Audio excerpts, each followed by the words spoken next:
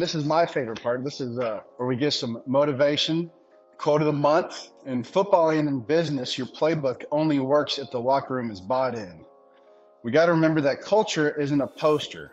Culture is the habits, expectations, and energy your people bring every day. So today's quote is from Mike Vrabel.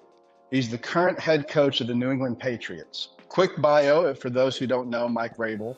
He was a two-time All-American at The Ohio State, training Buckeyes out there. Three-time Super Bowl champion, and he was the NFL Coach of the Year in 2021. So here's what Mike says on culture. Culture is what your team looks like at its worst. After losses, take a snapshot. Is there energy, a willingness to work? Are players still putting the team first? Is everyone working towards a positive goal? Not necessarily a motivational quote, but a quote to remind leaders to take a step back and see how your culture is shaping and morphing. I'd love to get some feedback from our advisors and what takeaways they have from this lesson. Well, I'll start off, Price. I think that I like that quote a lot because adversity really does test a team. And I think it's going to test the leader. So most importantly, is that leader leading by modeling or just by messaging? Is that leader commanding and directing, or is that leader curious and inquiring?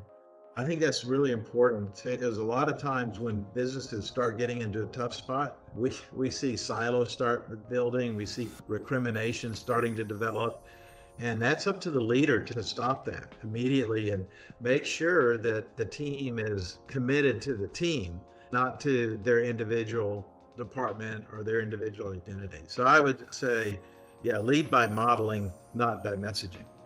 Yeah, I would agree. I would agree with that for sure. Yeah, I would support that whole idea. I mean, if you lead properly and by example, they'll follow. I mean, so you can't just make it up as you go, and you can't be one way one month and a different way the next month. Yeah, it's got to be relentless. Yeah, and admittedly, that's not the easiest thing in the world. No. I have a 4-year-old that's relentless, but that's a whole different set of circumstances. Jay, you look pretty old to have a 4-year-old. Well, she's not directly mine. Jay. I read a book one time that really kind of brought some of this out. It's called Reading from the Front.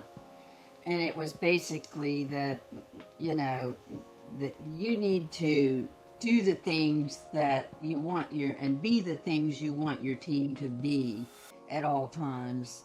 And if you're not, they're going to be what you're displaying as really what it is. And so, when you see your team being down and not really responding the way that you think that they should, maybe it's time to look in the mirror and see if you're not leading from the front.